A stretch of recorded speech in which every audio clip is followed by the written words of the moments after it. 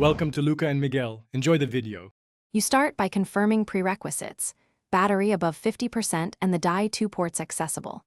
Connect your computer or phone to the Etube app. Make sure the app is up to date. Once done, power on the Di2 system so the junction light is active, then attach the correct cable, USB to PC or OTG to mobile. You do this first to ensure communication handshakes succeed. Without a live connection, the software cannot recognize the system.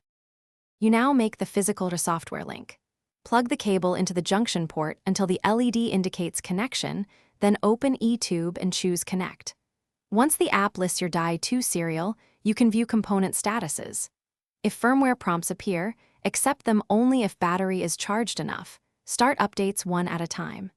Make sure to grant USB permissions on Android or allow the device in your OS. This step ensures stable two-way communication. You finish by saving any changes and running a shift test to confirm front and rear derailleurs respond. If the app or Di2 loses connection, reboot both devices, reseat the cable, and retry. Intermittent connections are often simple hardware or permission issues. If problems persist, swap cables or ports, check battery voltage, and perform a soft reset per manufacturer instructions. This approach isolates whether the fault is cable, port, battery, or firmware, so you can resolve it quickly. Thanks for watching and please subscribe. It's the best investment you'll ever make.